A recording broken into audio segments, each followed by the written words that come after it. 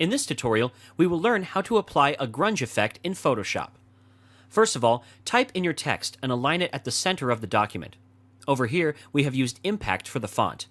Now rasterize the text layer and pick up the polygonal lasso tool to create a simple torn effect. To do so, make a quick selection on the text, press Ctrl-T, and move the selection away. Now that you're done with the basic text, it's time to bring in the texture layers to the document. Over here, we will be working with 3 different grunge paper textures. Bring the first one in your Photoshop document and change the size of the layer according to the text. Now load the selection of the text layer and copy and paste the selection from the texture layer onto a new layer. Bring the newly created layer right at the top, and over here you'd notice that we got a bit of the white background section in the selection that we had created. To remove this, go to the Select menu and choose the Color Range option. Select the white color from the color picker and reduce the fuzziness according to the image. Once the selection is created, hit the Delete button. Now duplicate the layer and change its blend mode to multiply. With that done, duplicate the layer once more. Now load the selection of the newly created layer. Go to the Select menu, move over to Modify, and select the Contract option.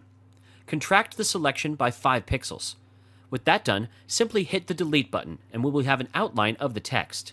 Duplicate the outline layer once more, just to darken the outline a bit. Now we move on to the second texture. Let's call it Vintage Paper Texture. Bring it onto the document, move it right at the bottom, and reduce its size according to your text. With that done, load the selection of the text. Click on the Vintage Paper Texture and copy and paste the selection onto a new layer. Bring the layer right at the top, hide the rest of the layers, and remove the white background that we got in the selection. With that done, change the blend mode of the layer to Difference. Now bring in the third texture onto the canvas. We have already removed the white background from this image. Position it on the canvas. Load the selection of the text layer and copy and paste the selection onto a new layer. With that done, change the blend mode of this layer to Overlay. Now duplicate this layer and change its blend mode to Luminosity.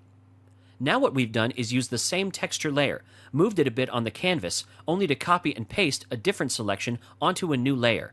With that done, we change the blend mode of the layer to Overlay. With that done, move over to the Filter Gallery.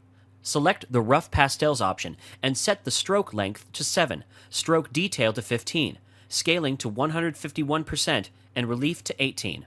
With that done, open up the Hue Saturation option.